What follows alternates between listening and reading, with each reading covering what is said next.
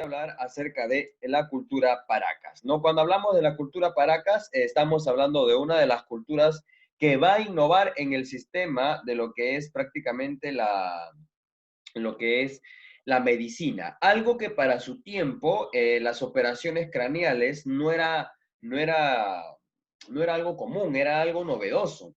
Los Paracas van a empezar a promulgar, por decirlo de esa forma, a dar a conocer los prospectos, ya la visión, por decirlo de esta forma, de cómo ellos estaban fragmentando el conocimiento de lo que es la cultura Paracas, ¿ok? Ahora, ¿dónde estuvo ubicado la cultura Paracas? ¿Dónde se ubicó? ¿Y quién la descubrió? La cultura Paracas fue descubierta en el año 1925 por el arqueólogo peruano Julio César Tello. ¿Dónde se ubicó esta cultura? Esta cultura se ubicó y se desarrolló en la ciudad de Pisco, ¿ok? En el departamento de Ica. Entonces, en ese lugar que está prácticamente bañado por los ríos más importantes, tenemos el río Chincha, ¿ok? Luego de esto tenemos el río Pisco, el río Ica y el río Grande. Entonces, a través de estos ríos, las cuales pues la vemos acá fragmentadas, ¿ya? En estos ríos pues se desarrolló esta gran cultura costera, por decirlo de esta forma, de la cual pues tuvo una relevancia muy importante en su tiempo, ¿ok? Tuvo una relevancia muy importante. Ahora, ya sabemos quién la descubrió, cuándo fue descubierta, ya hemos visto también en qué año y también hemos visto en cuál es el espacio geográfico. Pero también tenemos que entender, vamos a describir, por decirlo de esta forma, cómo estaba el espacio geográfico donde ellos pues habitaron, ¿no? Cómo estuvieron ellos o dónde vivieron prácticamente ellos. Primero, se sabe que el territorio de Paracas a la actualidad y desde años innumerables, se sabe que Paracas es un territorio y es un desierto, ¿ok? Prácticamente es un constante desierto. Y en el desierto ustedes saben que casi nunca llueve. Entonces, su clima es más cálido y ligero, ¿ok? Los ríos son de corto recorrido, y en este caso el río Ica es el que permanece a veces constantemente en sequía, ¿ya? La vegetación es escasa. La vegetación y lo único que puede ver en ese lugar es, en este caso, las palmeras, ¿ya? Los guarangos y los arbustos son los pocos estratos de vegetación que se puedan percibir en la región de Paracas. Ahí en ese territorio desértico, donde la geografía es muy agreste, donde las aguas no, los ríos de las aguas no son tan normales, donde la lluvia es escasa, es en ese lugar donde se va a habitar o donde va a poder habitar lo que es la cultura Paracas. ¿Ok? Ahora, de esta forma, sabemos que la palabra Paracas significa lluvia de arena. ¿Por qué lluvia de arena? Porque normalmente nosotros sabemos, por geodinámica externa, que los desiertos, ya son los que, o los vientos, son los que trasladan a los desiertos, ¿no? Y en este caso la palabra Paracas viene de esa connotación, ¿no? De la lluvia de arena. Saber que Paracas, en el desierto, lógicamente, es un lugar, pues, inhóspito, donde la población, pues, pocas veces logra subsistir. Pero esta cultura va a lograr subsistir debido a que está ubicado en un lugar muy estratégico, ¿ok? Ya vamos a ver que estaba ubicado cerca del Océano Pacífico y ellos trabajaban mucho la pesca en esa situación. Ahora, Paracas sí se va a dividir en dos periodos muy importantes, ¿ok? Paracas está dividida en dos, en lo que es Paracas Cavernas y lo que es Paracas Necrópolis, ¿ok? Paracas Caverna, que viene del año 700 a.C. al año 200 a.C. Y Paracas Necrópolis, que viene del 200 a.C. y va a terminar en el 200 después de Cristo. ¿Cuáles son las características? A simple vista, tú te puedes dar cuenta que en Paracas Caverna la forma de sepultura es una forma de botella, ¿no? Ellos cavaban la tierra, hacían pequeños escalones y es aquí donde colocaban a los muertos, ¿ok? Si en este caso Chavín era conocido por ser el centro religioso del mundo andino, Paracas tenía una característica por la forma de la sepultura. Tenían un respeto, por decirlo así, en cuanto a lo que son los muertos, ¿no?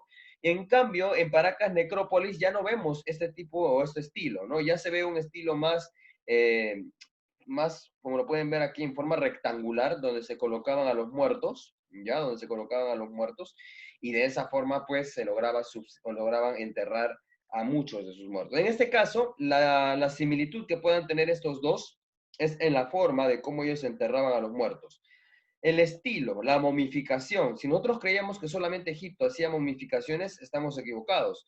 En este caso, los paracas también innovaron en lo que es la parte de lo que es la momificación.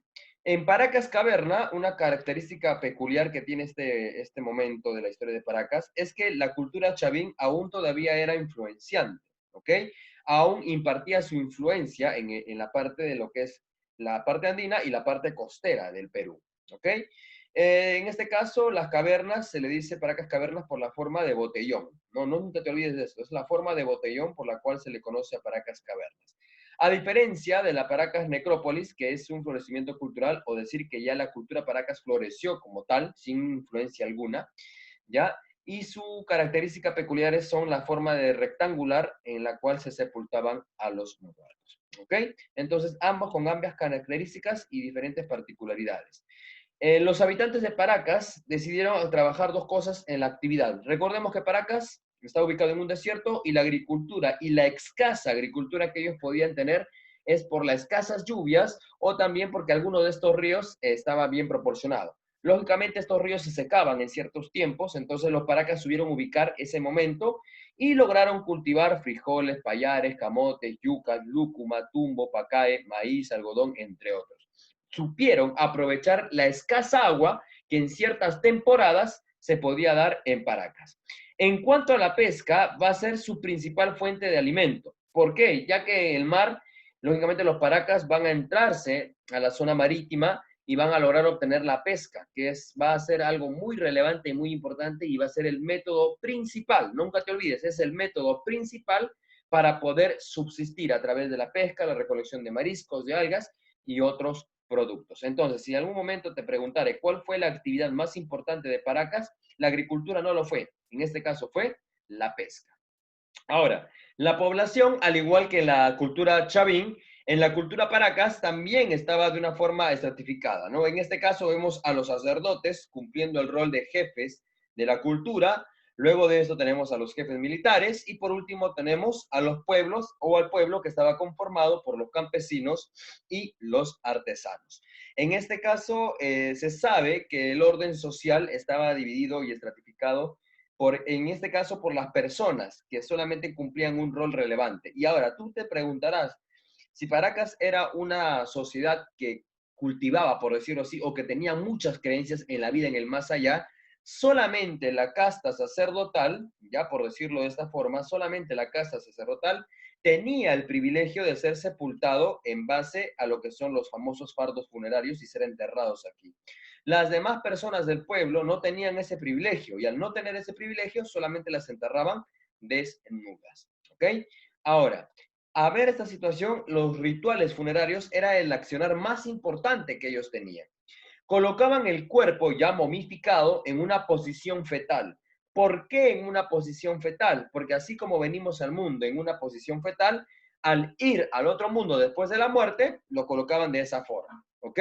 Luego, la textura o los telajes, por decirlo así, estaba fragmentado de la vida de esa persona. ¿Ok? En ese telar se contaba la vida y quién era esta persona y cuán importante era en Paracas. Entonces, luego de eso se le colocaba en una canasta llena de paja, ¿no? Y ahí se colocaba armas, abanicos, ropa, alimentos, semilla, todo lo que era necesario para que esta persona fuera al más allá, ¿no? Para que pueda caminar y transitar. Entonces, ellos creían en una vida transitoria, que la vida no se termina cuando se fallecía, sino que luego de esta también había una vida después. Luego de esto, hay algo que sí van a practicar, de algo muy importante que sí se ha analizado, que son las famosas prácticas o las famosas cirugías, más conocidas como las trepanaciones craneales. Esto de aquí, ya como nos dice el texto, se hacían en guerreros que sufrieron golpes durante la guerra, lógicamente, a través de una onda o una masa, ¿no? O también en personas que tenían tumores cerebrales o males en la cabeza. Entonces, ante esa situación se operaban, ¿no? Y en esta imagen tú te puedes dar cuenta cuáles fueron los materiales, ¿ya? De cirugía que los Paracas empezaron a utilizar. En este caso, pues, se adormecía primero al paciente a través de la chicha o del masticar coca, ¿ya? Recordemos que eso es como un adormizante que el cuerpo lo mantiene descansado. Luego se le rapaba la cabeza, todo el cabello, ¿ya? Y se hacían trazos en la herida, en este caso se había sido un guerrero, de donde se debería quitar el cráneo. Y hacer los trazos, en este caso se cortaba el cráneo con esos cinceles hechos de piedra. Luego de esto extraían, ¿no? Lógicamente, lo que hubieran encontrado mal o deformado en ese cerebro. Y al terminar la parte de la cirugía, lo ponían o le colocaban, en este caso, plaquetas de oro, ¿ya? Y tapaban de esa forma la cirugía y quedaba listo, ¿no? Ahora, profesor, ¿lograban sobrevivir a tal operaciones? Sí. Se sabe que más del 60% de personas que fueron sometidas a esta práctica, a esta cirugía, han logrado sobrevivir. Algunos inclusive tuvieron hasta 2 o 3, hasta 5 operaciones craneales y lograron subsistir. En esta imagen nos damos cuenta, ya nos damos cuenta cómo es que los paracas inclusive hacían sus famosas trepanaciones, ¿no? Para poder salvar la vida de las personas de su tiempo. Algo novedoso, sí, algo nuevo. Esto no se veía, jóvenes. Esta forma de trabajar a través de las trepanaciones craneales, ni una cultura se animó a hacer. Hasta que después, recién en el Imperio Inca, se logra trabajar lo que es el aspecto de la momificación todavía.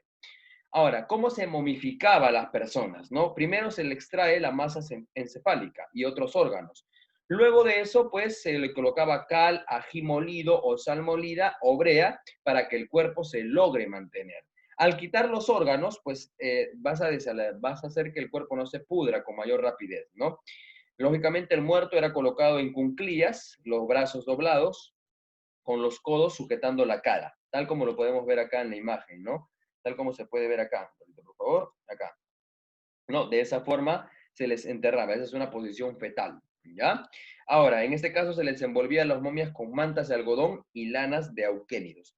Recordemos que no todos tenían este privilegio de ser momificados, sino solamente las personas de mayor importancia, por decirlo así, de la cultura Paracas. Ahora, la gente de más importancia, la gente de la casta sacerdotal, por decirlo de esta forma, también era partícipe de algo que se le llamaba las deformaciones craneales. ¿Por qué se deformaban el cráneo? ¿Cuál era la característica o por qué y para qué lo hacían? Ellos lo hacían para diferenciarse de las demás personas en la casta social. O sea, si tú perteneces a la realeza de Paracas, lógicamente tu cráneo, ¿ya? Era una sinonimia de saber que eras una persona diferente, de un estrato social distinto. Entonces, a los recién nacidos se les aplicaba ya tablillas atadas muy fuertemente con varillas hasta que en una edad determinada, entre los 6 o 7 años de edad, se sacaban las tablillas y en este caso, pues, tenías un cráneo ya deformado, ¿no? Y la deformación craneal, pues, era una sinonimia, anota esto en tu cuaderno, era una forma de hacer la diferencia entre las clases sociales. Poder saber quién era de la clase social sacerdotal o una persona común del pueblo. ¿Ok? Entonces se sabe que más o menos hubieron 13 tipos de deformaciones craneales, de las cuales pues tú estás viendo algunas de ellas aquí, ¿no? En este caso, perdón, voy a pasar aquí. En este caso, pues tú te puedes dar cuenta de cómo hasta qué grado se podía deformar los cráneos, ¿ya? Inclusive hasta qué puntos pues se amarraban a tal grado que los cráneos se deformaban. Profesor, ¿y mantenían su misma forma o su misma composición neuronal? O sea, ¿había alguna dificultad o posiblemente tuvieron algún problema? Se sabe que ellos mantuvieron un ritmo normal, no tuvieron alguna dificultad. Su vida neuronal o su avance neuronal fue similar o no tuvo ninguna variación.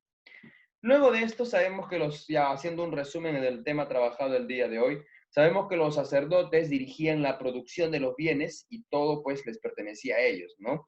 Y ellos gobernaban tanto a nivel religioso como a nivel militar. En este caso se sabe que el Ocucaje, ya que está ubicado en el mapa aquí, el Ocucaje fue el lugar principal, era considerado como la capital de la cultura paraca. Su extensión no fue tan vasta, no fue como Chavín, que de la parte de la sierra se fue hasta la costa, inclusive, no. Los Paracas se desarrollaron en el mismo departamento de Ica, en este caso en Tinguilla, en Santiago, fue donde más pues ellos lograron vivir, ¿no? Y en esa región pues ellos se desarrollaron y habitaron por mucho tiempo, ¿ya?